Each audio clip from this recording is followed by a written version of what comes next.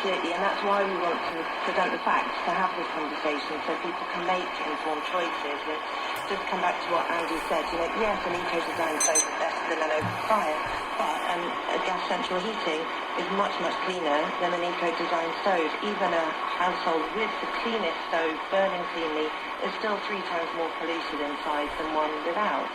And I think people they have the right to know about the impacts on their health, the people living in the house, but it's also going to have health impacts on your neighbours.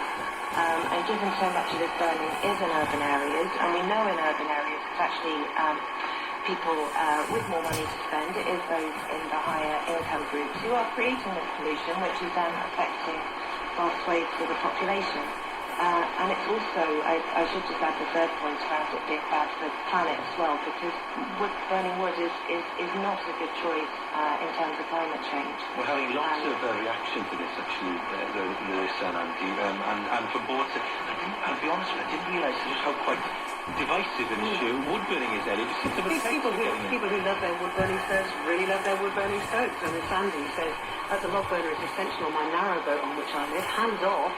But then Con in Edinburgh says, I live in an urban area and I'm fed up with the smell of local wood-burning stoves, as well as worrying about the impact on my young children due to air pollution impacts. They should be banned. Yeah, and I think what this discussion has led us to realise that people, when they're making a choice about having a wood-burning stove or not, that there is lots of things to think about rather than it's an automatic decision. But I have to say, thank you very much to Larissa Lockwood, Director of Clean Air Global Action Plan, and also Andy Hill, Chair of the Stove Industry Association. Because how nice was it, Eddie, to have a conversation with someone with two people with very different opinions, but how charming were both, how polite, how nice was that conversation. We heard both sides of the argument, and now we can all go and make our own minds up, and how nice to have a conversation in that tone. It's a very civilised discussion. Thank you very much to both of you for setting that tone on the programme today. Oh, no,